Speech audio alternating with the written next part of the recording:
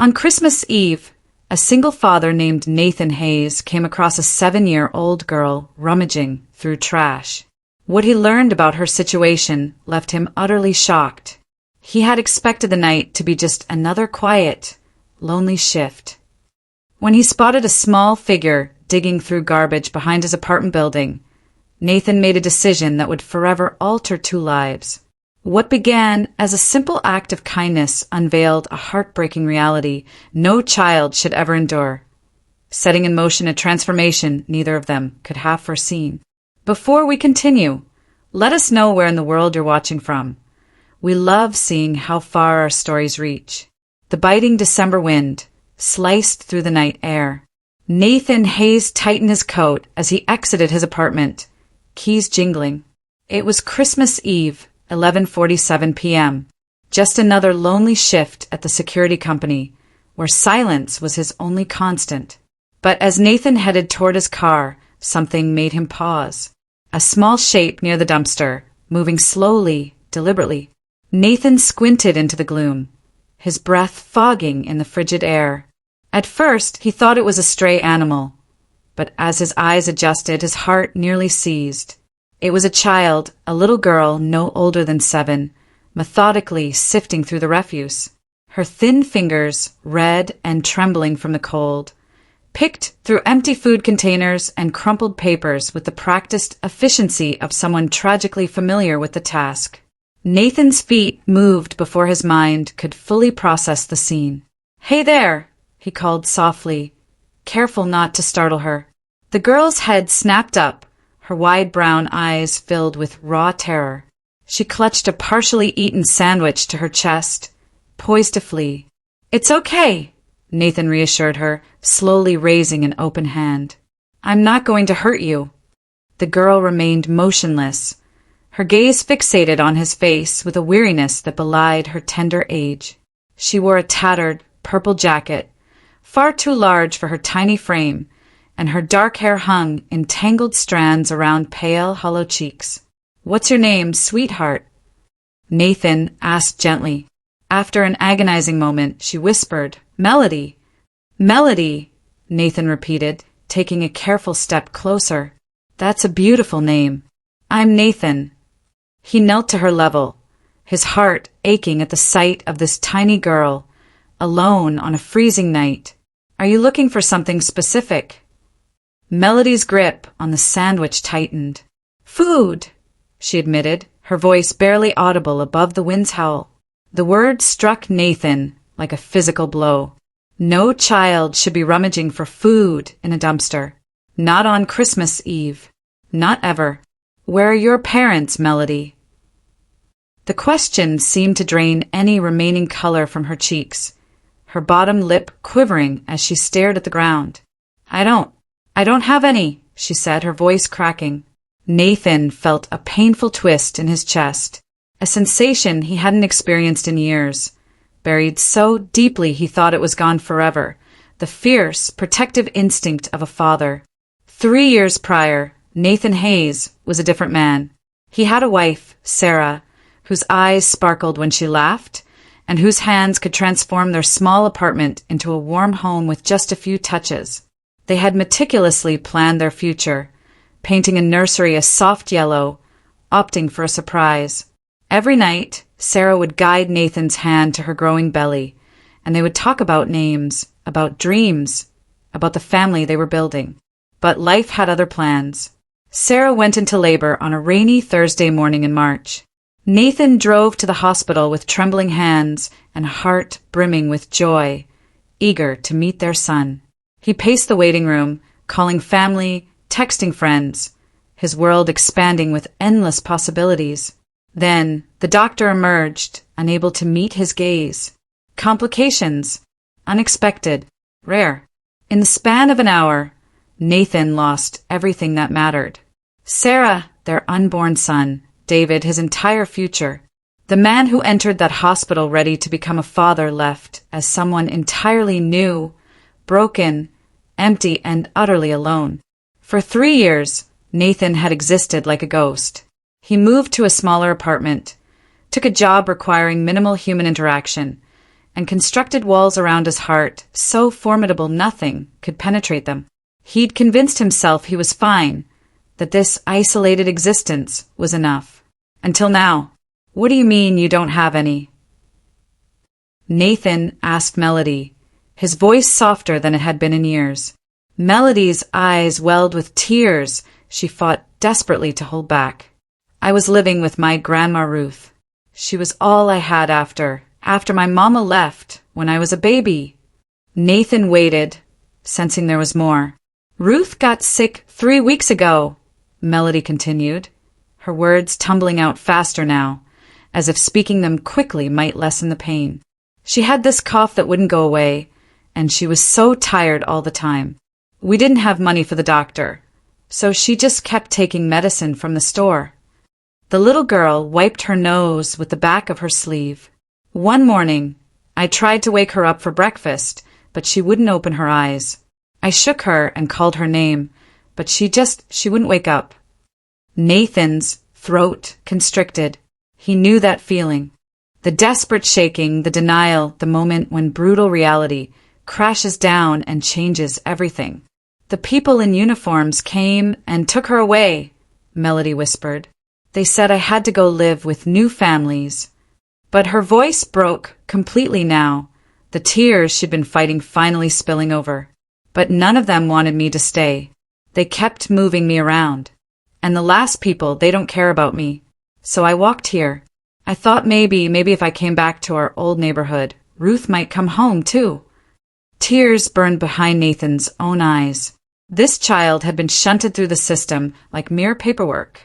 Forgotten, abandoned, left to survive on scraps and fragile hope, just as he'd felt after Sarah died, except she was only 7 years old. Melody, Nathan said, his voice thick with emotion. How long have you been out here? 2 days, she admitted. I've been sleeping in the basement of that apartment complex next door.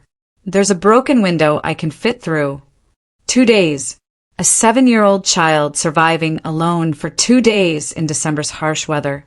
Nathan stood slowly, his mind racing. He pulled out his phone and checked the time. 12:03 a.m. Christmas Day. Melody, I want you to listen to me very carefully. You don't have to do this alone anymore. The girl looked up at him with confusion and a profound weariness that broke his heart. Adults had made her promises before. They had all been broken. I know you don't know me, Nathan continued, and I know you probably don't trust grown-ups very much right now, but I promise you this. I am not going anywhere. Something in his voice, perhaps the raw honesty or the way his own pain mirrored in his eyes, made Melody's shoulders relax just slightly. How about we start by getting you somewhere warm and getting some real food in you? Nathan asked. Melody hesitated, torn between utter desperation and the survival instinct that warned her against trusting strangers. But the cold was seeping through her thin jacket, and the sandwich in her hand was moldy on one corner. She nodded. Nathan's apartment was modest but tidy. He hadn't hosted anyone in 3 years, and it showed. The space was functional, sterile. No pictures adorned the walls, no personal touches, nothing that hinted at the life he'd once envisioned building. But as he watched Melody's eyes widen at the simple warmth of central heating, Nathan saw his home differently. Through the eyes of someone who possessed nothing, his own emptiness suddenly felt like something substantial. Let me run you a bath, Nathan said, heading toward the bathroom. You must be frozen. As the tub filled with hot water, Nathan gathered some of his smaller clothes for Melody. A t-shirt that would hang like a dress, clean socks, sweatpants with a drawstring that could be tightened. While Melody soaked in the warm water, likely her first bath in days, Nathan heated leftover soup and made grilled cheese sandwiches. Simple fare, but warm and comforting. When Melody emerged from the bathroom, swimming in Nathan's clothes, her hair clean and her cheeks pink from the hot water, she looked like a completely different child. Still thin, still bearing a weary shadow, but human again. She ate quietly, carefully, as if fearing the food might vanish. Nathan observed her methodical bites and realized she was trying to make it last. "There's more," he said gently. "You can have as much as you want." Melody's eyes filled with tears again. "Really? Really?" As she ate, Nathan's mind raced. He couldn't simply send her back into a system that had so utterly failed her. Yet he couldn't just keep her without following proper channels. He thought of Sarah, of the nursery they'd painted, of their dreams of raising a child. Perhaps this was why he'd survived when she hadn't. Perhaps this was his second chance at the family he'd lost. That night, as Melody slept fitfully on Nathan's couch, he made phone calls. He contacted the Department of Children and Family Services, explained the urgent situation, and inquired about emergency guardianship procedures. He called his supervisor to request time off. He reached out to Mitchell, a lawyer friend from his past life. Despite the late hour, Mitchell answered on the third ring, his voice thick with sleep. "Nathan, is everything okay? It's Christmas morning, man." "Mitch, I need your help," Nathan said. And for the first time in 3 years, he truly meant it. As Nathan explained the situation, he watched Melody toss and turn on the couch. Even in sleep, she found no peace. Her small face creased with worry, her hands clutching the blanket like a lifeline. "This is going to be complicated," Mitchell warned. "The system doesn't look favorably on people just showing up wanting to adopt. There are procedures, background checks, home studies." "I don't care how complicated it is," Nathan interrupted, his voice firm with a determination he hadn't felt since Sarah died. "This little girl has been failed by everyone who was supposed to protect her. I won't be another person who walks away." There was silence on the other end. "Nathan, are you sure about this? I mean, it's been 3 years since Sarah and the baby, and you've been, well, pretty isolated. Taking care of a traumatized child is going to be—" "I know what it's going to be," Nathan cut him off. "And I know I'm not the same person I was before. But maybe that's exactly why I can help her. We both know what it's like to lose everything. We both know what it's like to be alone." When Nathan hung up, he found Melody standing in the doorway, tears streaming down her face. "You're still here," she whispered, as if unable to fully believe it. "Of course, I'm still here," Nathan said, kneeling to her level. "I told you I wasn't going anywhere." "But in the morning," she began. "In the morning, we're going to figure out how to make this work. You're not going back to sleeping in basements or searching through garbage. Not while I'm here." Melody threw her arms around Nathan's neck, and he felt something crack open in his chest. Something that had been frozen solid for 3 years suddenly began to thaw. The next few weeks became a blur of paperwork, court hearings, and bureaucratic red tape. Nathan plunged into the process with the same intensity he'd once reserved for actively avoiding life. He attended every meeting, meticulously filled out every form, and submitted to every background check and psychological evaluation the system required. He enrolled in parenting classes and therapy sessions designed to assess his readiness to care for a child. Throughout it all, Melody remained in his care under emergency placement status. Nathan watched her slowly begin to relax, to trust that he wouldn't disappear like everyone else had. But healing wasn't a straight path. Some nights, Melody would wake up screaming from nightmares. Reliving the morning, she found Ruth unresponsive. Nathan would sit with her until the terror subsided, holding her small hand and reminding her that she was safe. Other times, she would hoard food in her room, terrified it would be taken away. Nathan would gently return it to the kitchen, explaining again and again that there would always be more. There were moments when she would completely shut down, retreating into herself as if preparing for Nathan to abandon her, too. During those times, Nathan simply remained present, continuing their routines, demonstrating through actions rather than words that he was committed to staying. Nathan learned things he never thought he'd need to know: how to braid hair, how to help with homework, how to navigate a 7-year-old's complex emotions while simultaneously processing his own grief and fear. But he also rediscovered joy. The first time Melody truly laughed, a genuine, bubbling sound at a silly joke Nathan made while cooking breakfast. His heart remembered what happiness could sound like. When she brought home her first A+ in math, her face glowing with pride as she showed him the paper, Nathan understood what it meant to be proud of someone else's accomplishments. The day she started calling him Dad, quietly and tentatively as if testing the word, Nathan had to excuse himself to the bathroom to cry tears of gratitude and overwhelming love. Have you ever felt like you were meant to meet someone? Nathan asked Dr. Richards, the counselor assigned to evaluate his fitness as a parent, 6 months after finding Melody. Dr. Richards looked up from her notes. What makes you feel that way? Nathan considered the question. Before I found Melody, I was just existing, going through the motions. I convinced myself I was fine, but I wasn't living. I was hiding. He paused, thinking of Sarah, of the life they'd planned that was so abruptly cut short. When Sarah died, when we lost the baby, I thought that was it for me. I thought my chance at being a father died with them. But maybe this was always part of the plan. Maybe I needed to go through that loss to understand what Melody was feeling. Maybe I needed to know what it was like to have your whole world disappear so I could help her rebuild hers. Dr. Richards nodded thoughtfully. And how has caring for Melody affected your own healing process? Nathan smiled, a real smile that reached his eyes. She saved me.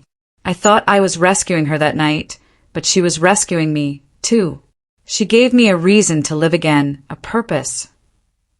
He looked out the window where Melody was playing on the playground, visible from the office, her laughter echoing on the spring air. I was drowning in my grief, and I didn't even realize it until I had someone else to care for, someone who needed me to be strong. She made me want to be the man Sarah always believed I could be. If this story is touching your heart, please let us know in the comments. Have you ever experienced a moment where helping someone else ended up healing you too? The courthouse was busier than Nathan had expected for a Tuesday morning. He sat in the hallway outside the family court, his leg bouncing with nervous energy. Melody sat beside him, wearing her favorite purple dress, not the tattered jacket from that first night, but a beautiful new dress that fit her perfectly. "Are you nervous?" she asked, her small hand finding his. "A little," Nathan admitted. "Are you?" Melody considered this seriously. "I think I'm excited nervous. Like when you're about to open a present you really, really want, but you're scared it might not be what you hoped for." Nathan squeezed her hand. "What are you hoping for?" "For you to be my real dad forever, not just until someone decides I have to go somewhere else." Nathan's throat tightened. "That's what I'm hoping for, too." When their case was called, Nathan and Melody walked into the courtroom hand in hand. Mitchell was there, along with the social worker who had overseen Melody's case and the guardian ad litem appointed to represent Melody's interests. Judge Patricia Hernandez looked over the paperwork spread across her desk. She'd been a family court judge for 15 years and had seen every imaginable situation. But there was something about this case that had stayed with her since the first hearing. "Mr. Hayes," Judge Hernandez began, "when we first met 6 months ago, you were a single man with no experience raising children, requesting emergency guardianship of a child you'd known for less than 24 hours. I'll admit I had my concerns. However," the judge continued, "the reports I've received from Dr. Richards, from Melody's teachers, from the social workers who have monitored your home, all paint the same picture. A man who has dedicated himself completely to healing and caring for a child who desperately needed both." She looked directly at Melody. "And young lady, I understand you have something you'd like to say." Melody stood up, her voice clear and strong. "Your Honor, Nathan saved my life. Not just that first night when I was cold and hungry, but every day since then. He helped me remember what it felt like to be safe. He teaches me things and helps me with my homework and braids my hair, even when he does it crooked." A ripple of gentle laughter went through the courtroom. He stays with me when I have bad dreams, and he always keeps his promises. I know he's my real dad because he chose me, and he keeps choosing me every single day." Judge Hernandez smiled. "Well then, by the power vested in me by the state, I hereby grant the petition for adoption. Nathan Hayes, you are now the legal father of Melody Hayes." The gavel came down with a satisfying thud. Nathan felt his knees nearly give out with relief and joy. He looked down at Melody, who was grinning so widely he thought her face might split in half. "We did it," she whispered. "We did it," Nathan confirmed, lifting her in a hug that conveyed 3 years of grief transformed into overwhelming love. That evening, as they celebrated with takeout Chinese food in their living room, their tradition for special occasions, Melody presented Nathan with something she'd been working on in art therapy. It was a drawing of 2 people holding hands in front of a house, with the words "my family" written in careful letters across the top. "This is us," she said, suddenly shy. "Is that okay?" Nathan felt tears spring to his eyes as he knelt to her level. "It's more than okay, sweetheart. It's perfect." He looked at the drawing more closely. The house had yellow curtains in the windows, just like the ones they'd picked out together for their new home. The garden featured flowers Melody had insisted they plant, and the 2 figures were smiling, their hands intertwined. "Can I tell you something?" Nathan said, hanging the picture in a place of honor on the refrigerator. "What?" "I used to think that families were only the people you were born with. But you taught me that the best families are the ones we choose, the ones we build with love and patience and commitment." Melody climbed into his lap, something she'd started doing when she needed comfort or wanted to share something important. "Nathan," she said softly. "Yes, honey." "Thank you for not walking away that night." Nathan kissed the top of her head, breathing in the scent of her strawberry shampoo. "Thank you for letting me stay." As he tucked Melody into bed that night, Nathan reflected on the journey that had brought them to this moment.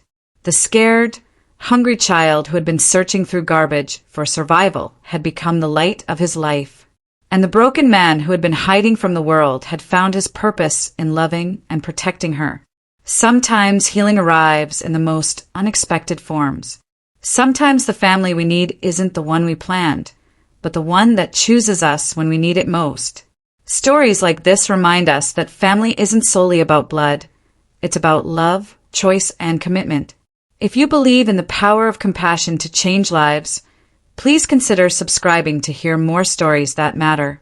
Nathan had never been much of a believer in fate or destiny. After Sarah's death, he'd stopped believing in much of anything. But as he watched Melody sleep peacefully in her own bed in their home, surrounded by the security of knowing she belonged, he couldn't help but think that maybe, just maybe, everything had happened exactly as it was supposed to. 2 broken people had found each other on the coldest, loneliest night of the year. And in choosing to care for each other, they had created something neither had thought possible. A family built not on shared genetics, but on a shared understanding of loss and the healing power of unconditional love. The man who had lost his wife and unborn son found new purpose in protecting and raising a daughter who desperately needed him. The little girl who had lost everyone she'd ever loved found a father who would move heaven and earth to ensure she never felt abandoned again. In finding each other that Christmas Eve, Nathan and Melody had discovered what family truly means. It's not about the people you're born to, but the people who choose to love you, fight for you, and stay with you, no matter what storms life brings. Sometimes the most profound transformations begin with the smallest acts of kindness. A decision to stop instead of walking past. A willingness to open your heart when you thought it was permanently closed. The courage to let someone else's need reshape your entire life's direction.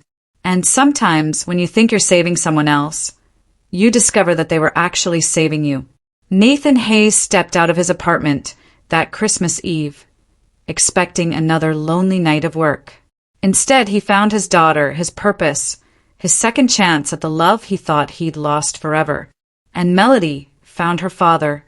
Not the one who had abandoned her before she was born, but the one who saw her at her most desperate moment and decided she was worth saving, worth choosing, worth loving for the rest of his life. In the end, that's all any of us truly want: to be seen, chosen, and loved unconditionally, to belong somewhere, to matter to someone, to know that if we disappeared tomorrow, there would be someone who would search for us, who would fight for us, who would never give up on us. Nathan and Melody gave that gift to each other. And in doing so, they created something beautiful from something broken. They built a family from the ashes of loss and the sturdy foundation of love. That was the stunning truth that left Nathan speechless that Christmas Eve. Sometimes the family you need most is the one you never saw coming. Sometimes love finds you in the most unexpected places, wearing the most unexpected face, at the moment when you least expect it but need it most. And sometimes the best Christmas gift isn't wrapped in paper and tied with a bow. Sometimes it's wrapped in a tattered, purple jacket, searching through garbage for hope, waiting for someone to see them as worth saving. Nathan saw, he chose, he stayed, and that made all the difference. Friends, if this story touched your heart the way it touched mine, if it reminded you of the power we all have to change someone's life with a simple act of kindness, please don't just watch and walk away. Hit that subscribe button. Thanks for watching.